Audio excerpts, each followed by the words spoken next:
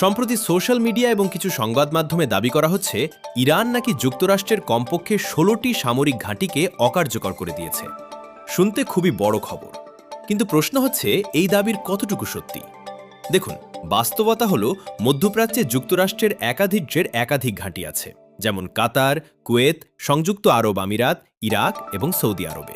এগুলো কৌশলগতভাবে খুব গুরুত্বপূর্ণ, কিন্তু সম্পূর্ণ ধ্বংস বা অকার্যকর এই ধরনের শব্দ সাধারণত প্রোপাগান্ডায় বেশি ব্যবহার হয়, বাস্তব রিপোর্টে কম।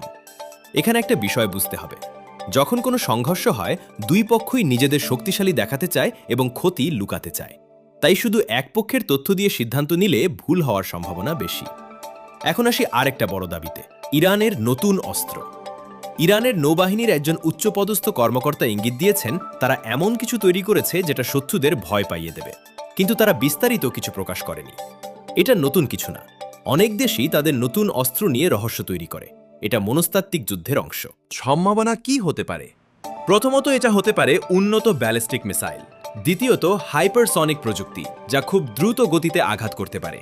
তৃতীয়ত, ড্রোন বা স্বয়ংক্রিয় অস্ত্র, যা ইতিমধ্যে ইরান ভালোভাবে ব্যবহার করছে, কিন্তু এখন পর্যন্ত কোনো স্বাধীনভাবে যাচাই করা তথ্য নেই যে এই অস্ত্রগুলো বাস্তবে কতটা কার্যকর।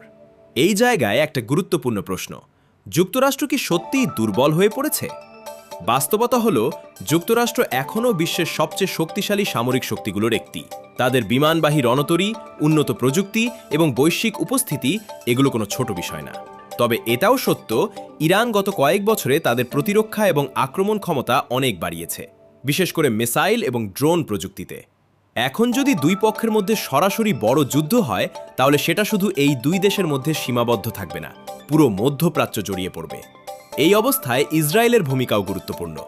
ইসরায়েল দীর্ঘদিন ধরে ইরানের পারমাণবিক কর্মসূচিকে হুমকি হিসেবে দেখে, তাই তারা প্রতিনিয়ত প্রস্তুত থাকে। কিন্তু ভয় পেয়ে গেছে বা হার্ট অ্যাটাক হয়ে যাবে এই ধরনের বক্তব্য সাধারণত বাস্তব বিশ্লেষণের চেয়ে আবেগ তৈরি করার জন্য বেশি ব্যবহার হয়। এখন একটু থেমে আপনি নিজেই ভাবুন, এই খবরগুলো কি তথ্যের ওপর ভিত্তি করে নাকি আবেগের ওপর? আপনি যদি চান আমরা এই ধরনের বিশ্লেষণ আরও করি, তাহলে এখনই ভিডিওটা লাইক করে দিন এবং কমেন্টে লিখুন অ্যানালিসিস।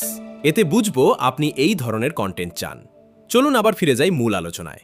মার্কিন যুক্তরাষ্ট্রের ডার্ক ইগল হাইপারসনিক মিসাইল নিয়ে অনেক কথা হচ্ছে। বলা হচ্ছে এটা ইরানের তুলনায় দুর্বল, কিন্তু বাস্তবে এই ধরনের তুলনা করা খুব কঠিন, কারণ প্রতিটি অস্ত্রের কাজ আলাদা।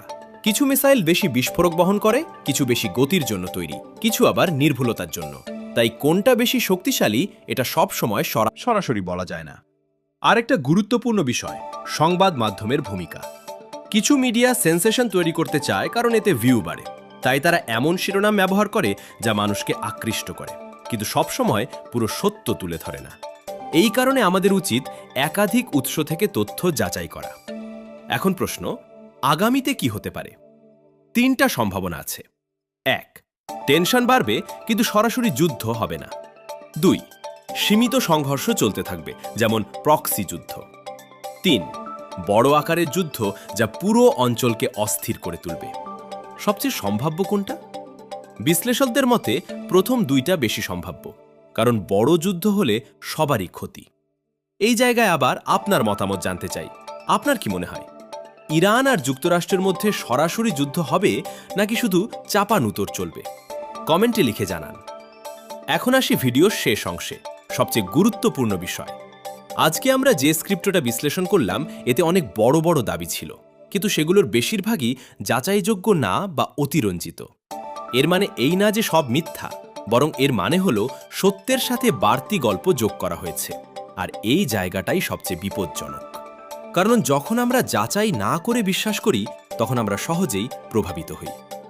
আউটরো তো আজকের ভিডিও থেকে একটা জিনিস পরিষ্কার, যে কোনো বড় খবর দেখলেই বিশ্বাস করবেন না, আগে যাচাই করুন। আমরা চেষ্টা করি আপনাদের সামনে সেই যাচাই করা তথ্য তুলে ধরতে। আপনি যদি এমন নিরপেক্ষ এবং ডিপ অ্যানালাইসিস ভিডিও আরও দেখতে চান, তাহলে এখনই চ্যানেলটি সাবস্ক্রাইব করুন, পাশে থাকা বেল আইকনটি অন করুন এবং ভিডিওটি শেয়ার করুন আপনার বন্ধুদের সাথে। আমি ছিলাম আপনার সাথে বিডি নিউজ রাডার। দেখা হবে পরের ভিডিওতে, ইনশাআল্লাহ।